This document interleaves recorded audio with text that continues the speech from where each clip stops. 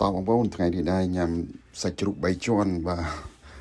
អាំងចក្រានខ្សែភ្លើងណាបងប្អូនណាបាទសុំឆ្ងាញ់បន្តិចទេបងប្អូនថ្ងៃនេះកាត់រៀងការ៉េបន្តិចអង់គ្លេសបន្តិចបាទខ្មែរបន្តិច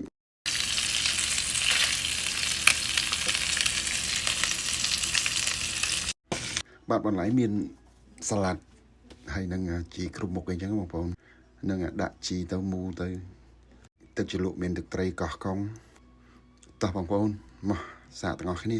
ឆ្ងាញ់បងប្អូនឆ្ងាញ់បាទវាត្រូវគ្នានឹងជានេះទៀតណាបងប្អូនណាមកទាំងអស់គ្នាបងប្អូនលើកមួយ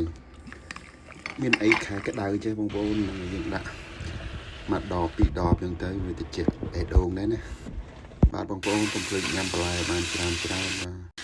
ទឹកជ្រលក់មានតែប៉ុណ្្នឹងហើយបងប្អូនទឹកត្រីកោះកុងមានគីមឈីអីលាយជាមួយចឹងទៅបាទនេះស៊ុបស្នាដៃភរិយាបងប្អូនស៊ុបបន្លែនិងប្រហិតរសជាតិសាបបងប្អូនណាព្រោះប្រពន្ធខ្ញុំក៏អត់ចូលចិត្តដិតទេបងប្អូនដូចខ្ញុំឯងខ្ញុំចូលចិត្តដិតបាទតែឆ្ងាញ់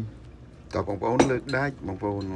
បងប្អូនឲ្យតែជាឆ្ងាញ់ណាបងប្អូនបាទខែក្តៅចេះបងប្អូនអើយអត់ទាស់ហ្មងអរគុណ